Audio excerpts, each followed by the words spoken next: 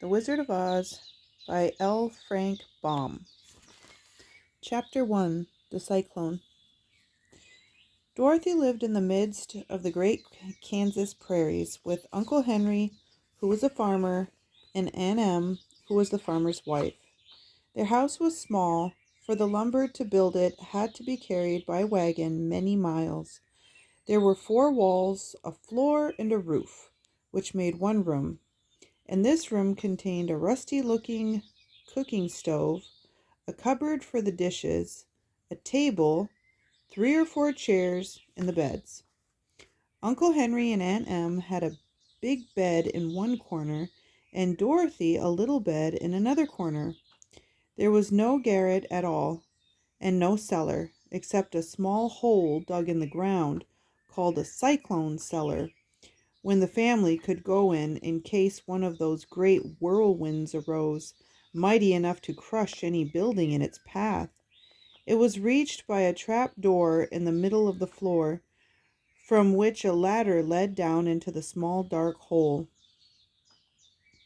When Dorothy stood in the doorway and looked around, she could see nothing but the great gray prairie on every side. Not a tree nor a house broke the broad sweep of flat country that reached the edge of the sky in all directions. The sun had baked the plowed land into a gray mass, with little cracks running through it.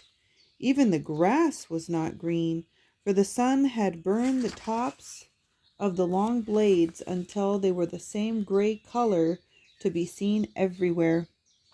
Once the house had been painted, but the sun blistered the paint and the rains washed it away, and now the house was as dull and gray as everything else.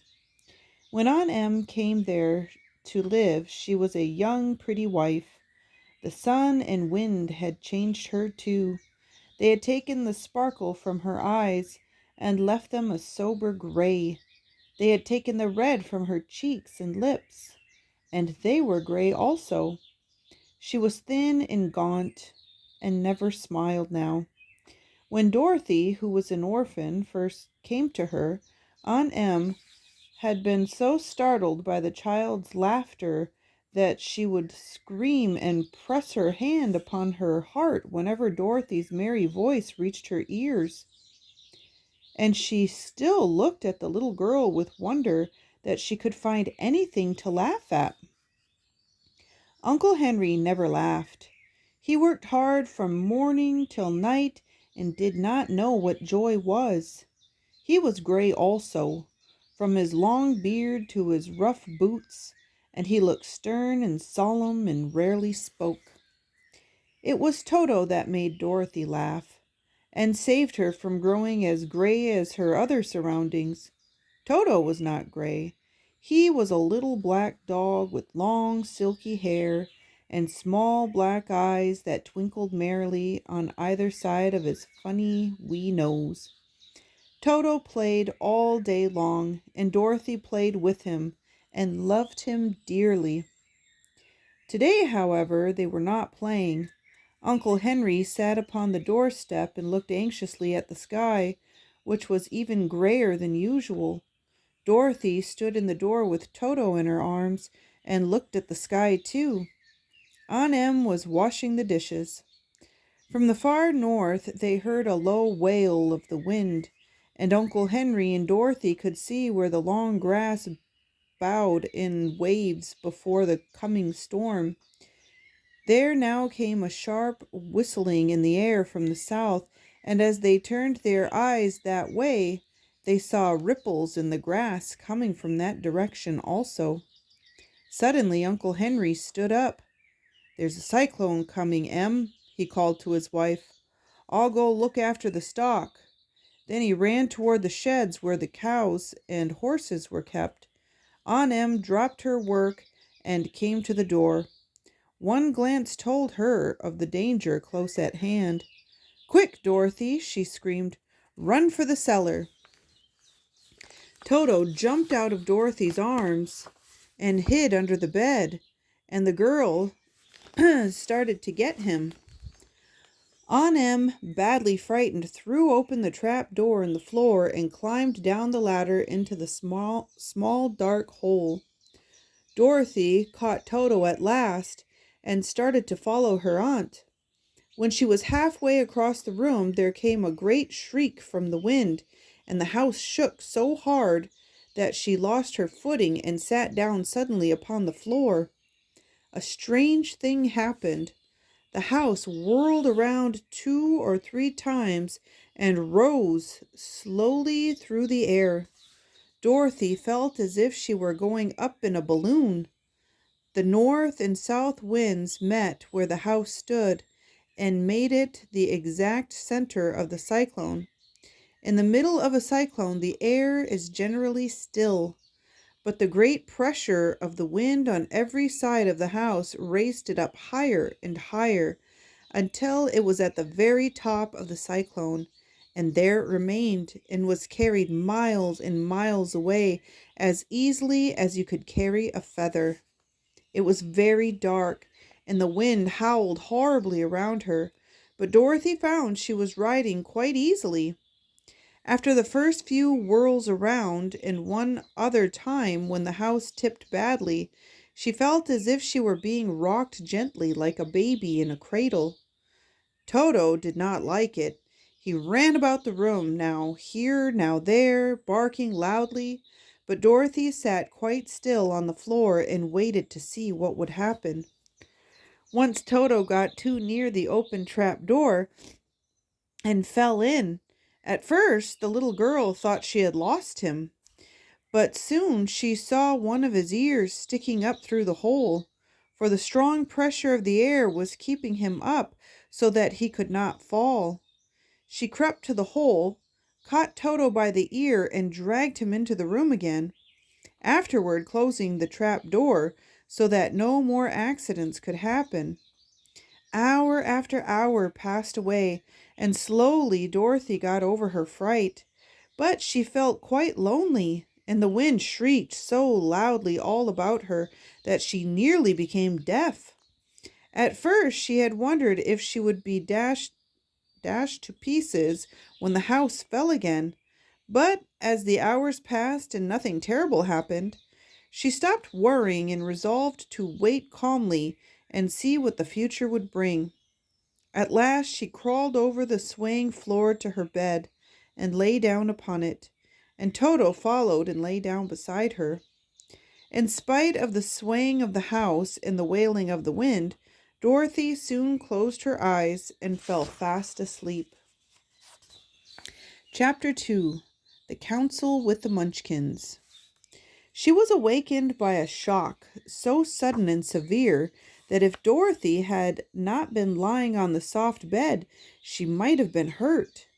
As it was, the jar made her catch her breath and wonder what had happened, and Toto put his cold little nose into her face and whined dismally. Dorothy sat up and noticed that the house was not moving, nor was it dark, for the bright sunshine came in at the window, flooding the little room. She sprang from her bed and with Toto at her heels ran and opened the door. The little girl gave a cry of amazement and looked about her, her eyes growing bigger and bigger at the wonderful sights she saw. The cyclone had set the house down, very gently for a cyclone, in the midst of a country of marvelous beauty.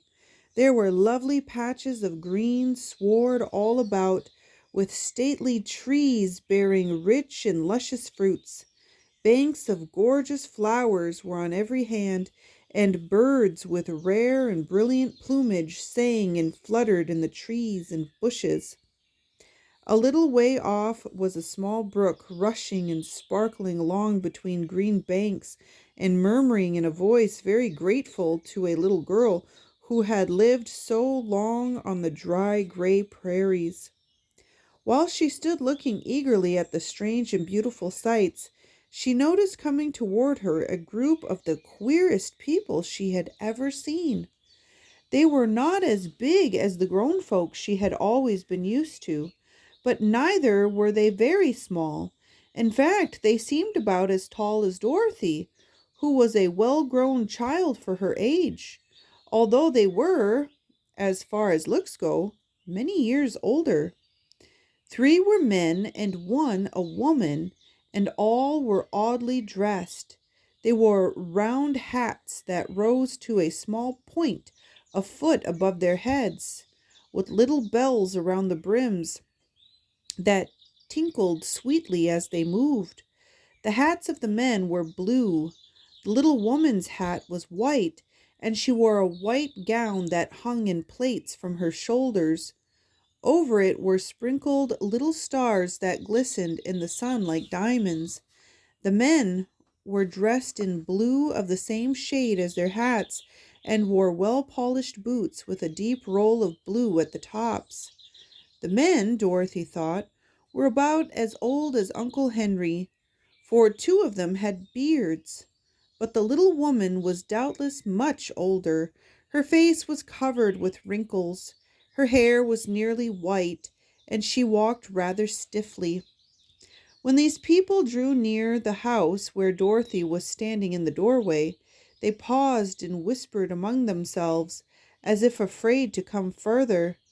But the little old woman walked up to Dorothy, made a low bow, and said in a sweet voice, "You are welcome, most noble sorceress, to the land of the Munchkins. We are so grateful to you for having killed the wicked witch of the East and for setting our people free from bondage." Dorothy listened to this speech with wonder. What could the little woman possibly mean by calling her a sorceress and saying she had killed the wicked witch of the East? Dorothy was an innocent, harmless little girl who had been carried by a cyclone many miles from home, and she had never killed anything in all her life. But the little woman evidently expected her to answer, so Dorothy said with hesitation, "You are very kind, but there must be some mistake. I have not killed anything."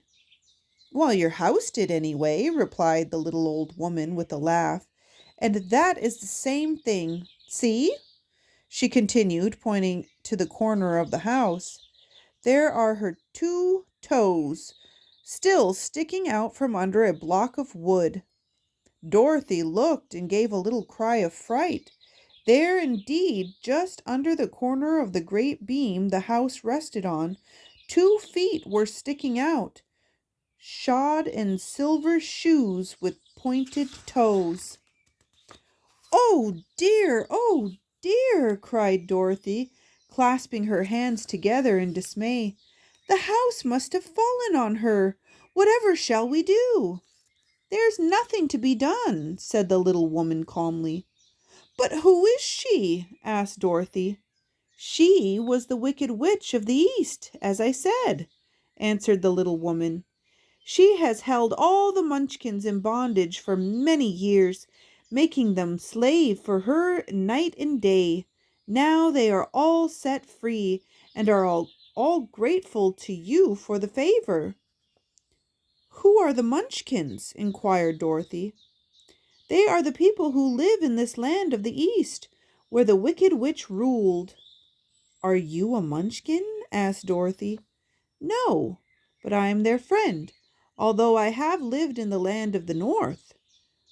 When they saw the witch of the East was dead, the Munchkins sent a swift messenger to me, and I came at once.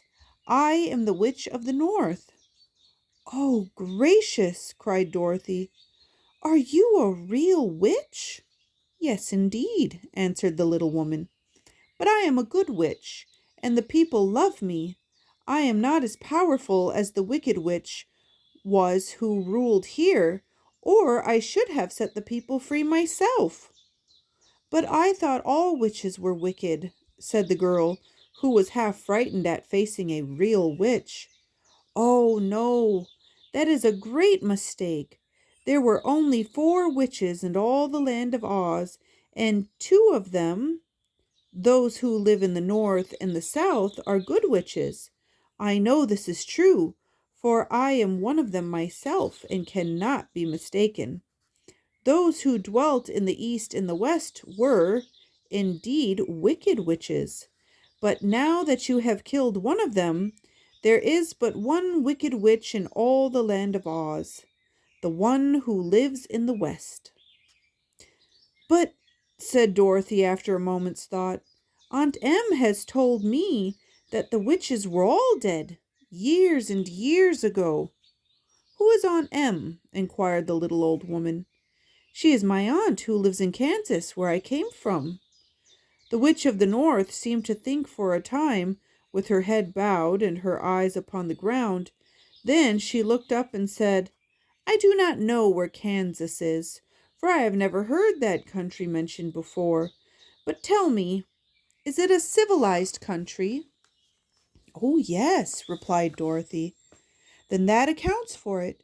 In the civilized countries, I believe there are no witches left, nor wizards, nor sorceresses, nor magicians.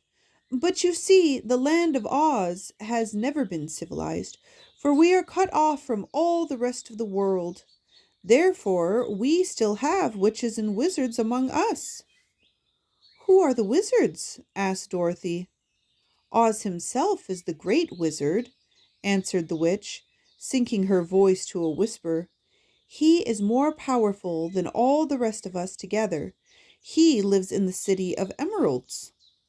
Dorothy was going to ask another question, but just then the Munchkins, who had been standing silently by, gave a loud shout and pointed to the corner of the house where the wicked witch had been lying.